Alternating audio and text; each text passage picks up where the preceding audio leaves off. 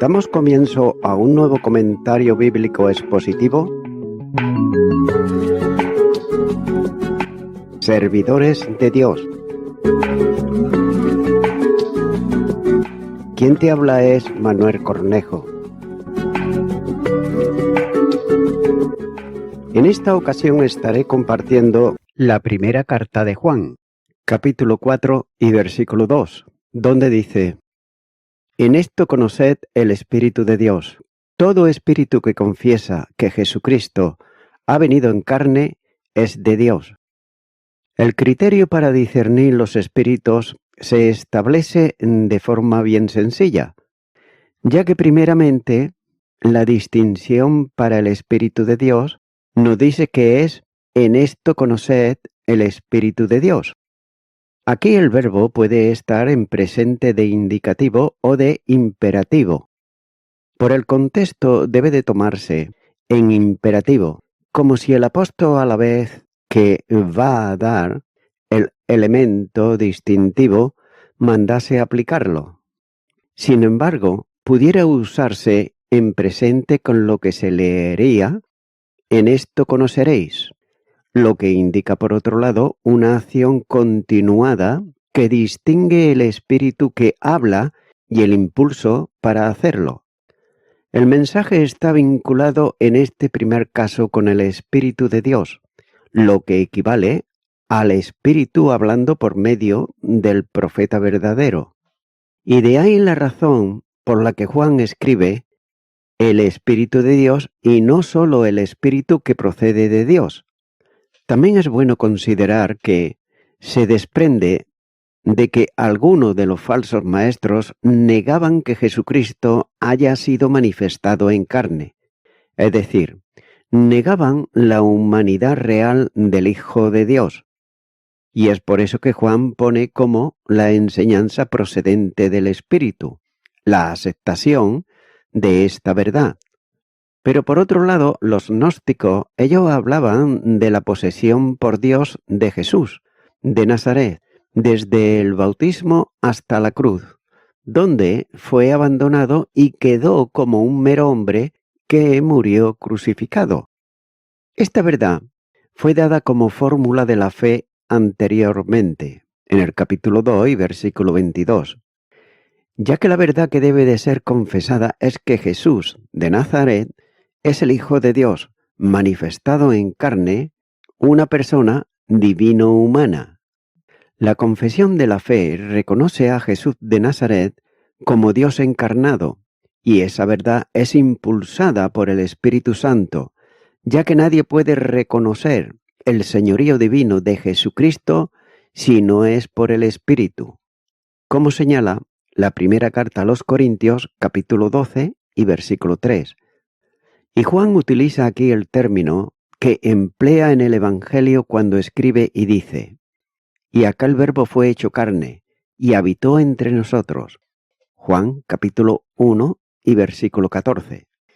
Tengas en cuenta que esta verdad, su cita expresada por Juan, es la más completa de la confesión de la humanidad del Hijo de Dios, la más tremenda paradoja de Jesús, ya que esta declaración enseña el proceso por el cual el Verbo entró en la historia humana y lo hizo como hombre. Juan usa el término carne en la misma acepción que hombre, designando en contraste con la omnipotencia y eternidad del Hijo de Dios, la debilidad y también temporalidad de la criatura, resaltando su parte frágil. Isaías, capítulo 40 y versículo 5 nos dice: y se manifestará la gloria de Jehová, y toda carne juntamente la verá, porque la boca de Jehová ha hablado. Y Mateo capítulo 24 versículo 22 dice: y si aquellos días no fuesen acortados, nadie sería salvo, mas por causa de los escogidos, aquellos días serán acortados. El contraste de eternidad y de temporalidad entre Dios y el hombre está continuamente presente en la Escritura, a modo de ejemplo en las palabras del profeta, cuando dice: voz que decía, da voces. Y yo respondí: ¿qué tengo que decir a voces? Que toda carne es como hierba y toda su gloria como flor del campo. La hierba se seca y la flor se marchita, porque el viento de Jehová sopló en ella. Ciertamente como hierba es el pueblo, sécase la hierba, marchítase la flor, mas la palabra de Dios nuestro permanece para siempre. Isaías capítulo 40 y los versículos 6 al 8. Estos dos extremos infinitamente distantes y antitéticos se unen en la encarnación. De otro modo, el mismo que existe, eterno, comienza una existencia novedosa como hombre. El Creador se hace también criatura. Y note que no se trata de que el Hijo se convirtió en hombre, sino que se hizo hombre, sin dejar de ser el mismo Verbo eterno. Y ya se ha considerado anteriormente aspectos concretos sobre este misterio de la piedad, pero lo mismo que ocurría en los tiempos de Juan, así también ocurre en el día de hoy, por lo que se hace necesario precisar algunos aspectos sobre la realidad de la humanidad de Jesucristo, ya que algunos presentan solo la deidad de Jesús, otros, sin embargo, la rebajan para resaltar la condición humana.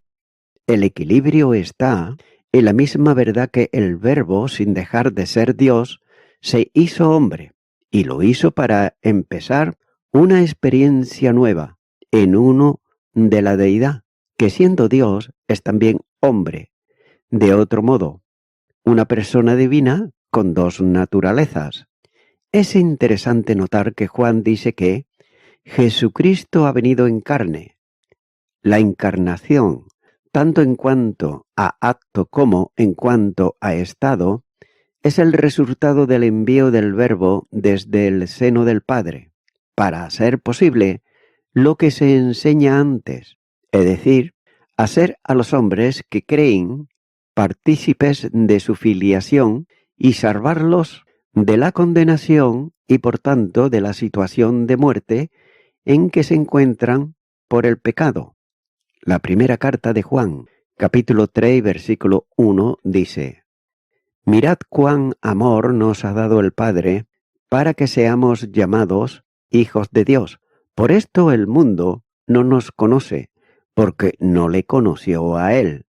Amados, ahora somos hijos de Dios, y aún no se ha manifestado lo que hemos de ser. Pero sabemos que cuando Él se manifieste, seremos semejantes a Él, porque le veremos tal como Él es. Juan habla aquí de confesar que Jesucristo ha venido en carne, es decir, del acontecimiento por el cual el Verbo comenzó a existir como hombre. De otro modo, como Pablo dice, deviene de la forma de Dios a la forma de hombre.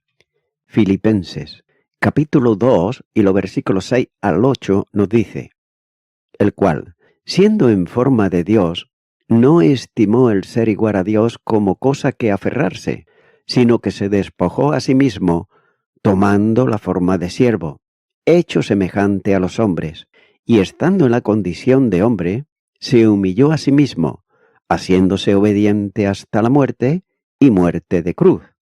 Tengas en cuenta que la filiación no es posible sin redención, y es por eso que nos dice la palabra de Dios: pero cuando vino el cumplimiento del tiempo, Dios envió a su Hijo nacido de mujer y nacido bajo la ley, para que redimiese a los que estaban bajo la ley, a fin de que recibiésemos la adopción de hijos.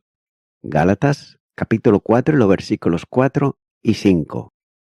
Y note que la redención no es posible sin la entrega de la vida, como imposible es la deidad, pero realizable en el plano de la humanidad. La encarnación del Verbo trae aparejado el componente de humillación. Dios no se humilla al hacerse hombre. ya que simplemente se limita, asumiendo la condición de la criatura, pero se humilla al hacerse siervo, esclavo, en la más absoluta dimensión de la palabra, haciéndose obediente hasta la muerte y muerte de cruz. Filipenses capítulo 2 y los versículos 7 y 8 nos dice: sino que se despojó a sí mismo, tomando forma de siervo, hecho semejante a los hombres, y estando en la condición de hombre, se humilló a sí mismo, haciéndose obediente hasta la muerte y muerte de cruz.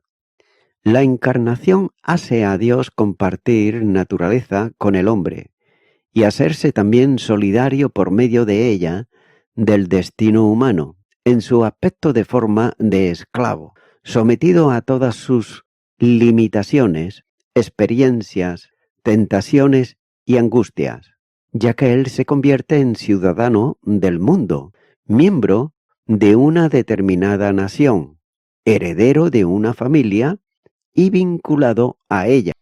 Romanos, capítulo 1 y los versículos 1 al 4 nos dice: Pablo, siervo de Jesucristo, llamado a ser apóstol, apartado para el Evangelio de Dios, que él había prometido antes por sus profetas en las Santas Escrituras, acerca de su Hijo, nuestro Señor Jesucristo, que era del linaje de David según la carne, que fue declarado Hijo de Dios con poder, según el Espíritu de Santidad, por la resurrección de entre los muertos.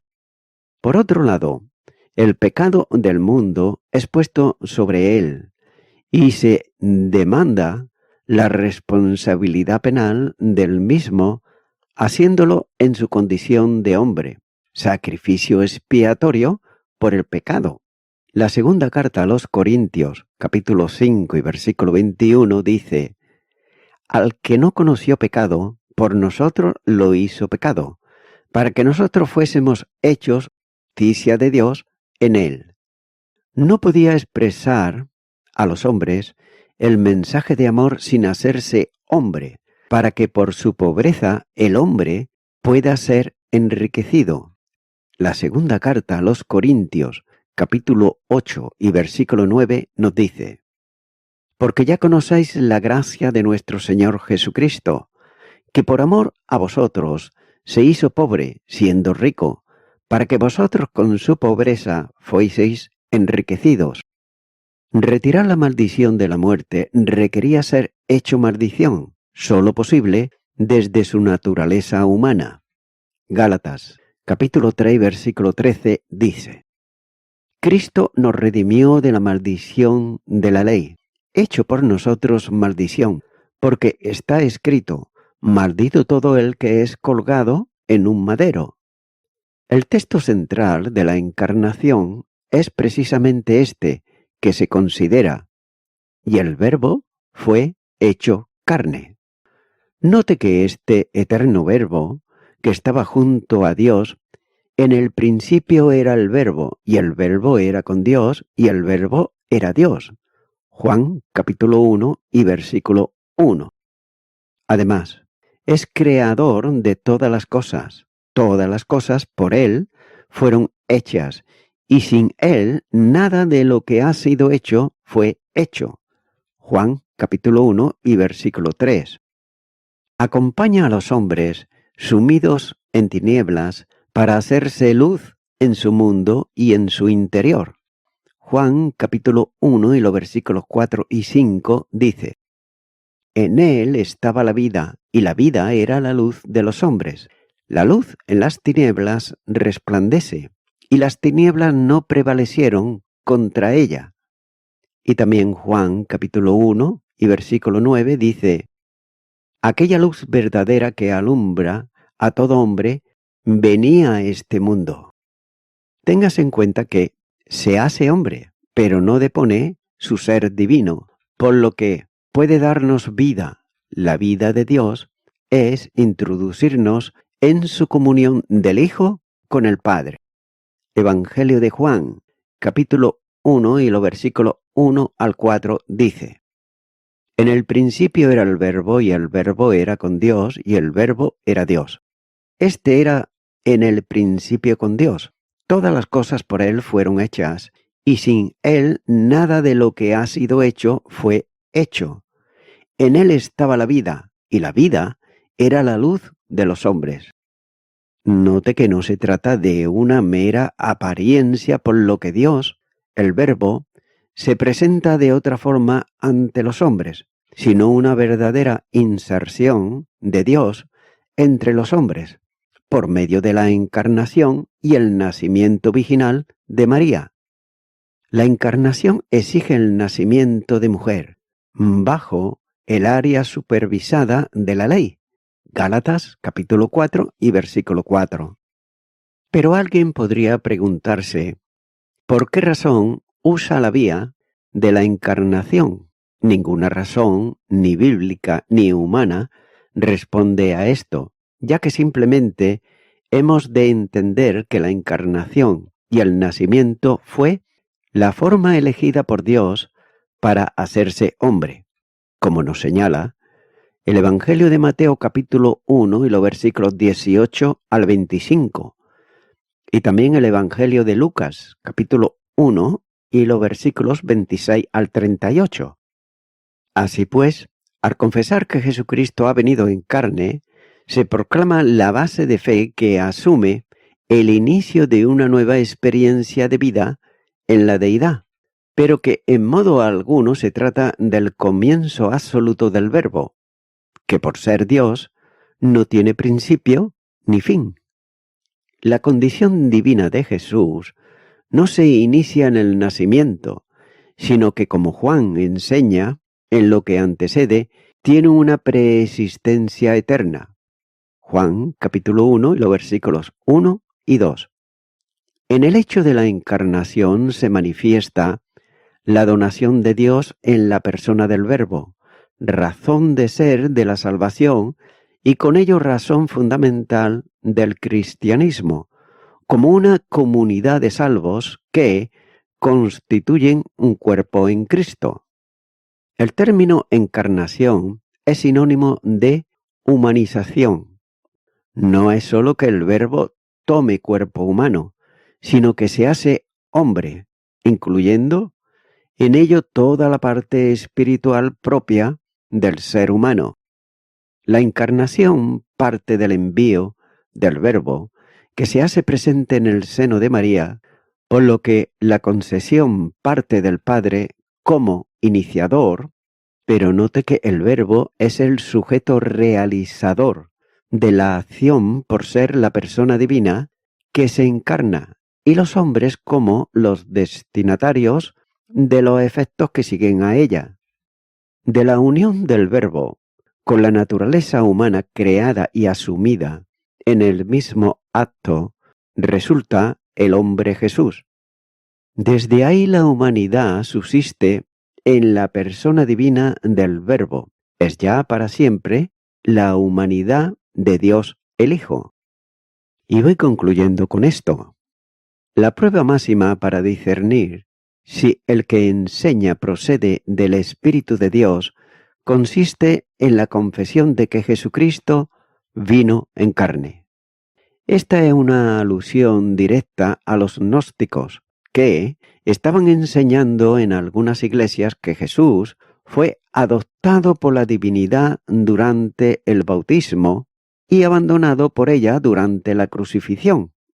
De esta manera se negaba la plena divinidad de Jesús y la plena humanización de Dios. Amigo y amiga oyente, el gnosticismo continúa aún en los días de hoy y se dan a conocer precisamente negando la deidad de Jesucristo. Pero mi amigo y mi amiga oyente, si tú en verdad lo que busca es a Dios, pues puedes hallarlo. No está tan lejos ni tan separado como puedas percibir o entender, ya que la misma palabra de Dios nos dice que la fe viene por el oír, y el oír por la palabra de Dios. Es por eso que si tú has escuchado atentamente lo que se ha estado compartiendo, pues es el momento en que tú abras tu corazón y recibas a Jesucristo, el Hijo de Dios, como tu único y suficiente Salvador. Ora conmigo y repite ahí a donde estás y di: Señor Jesucristo, vengo ante ti porque entiendo que tú, siendo Dios, te humanizates y te hicites hombre, para pagar en la cruz del Calvario por mis delitos y pecados, los cuales yo ahora me arrepiento, te acepto en mi vida como mi único y suficiente Salvador. Gracias te doy en tu nombre. Amén.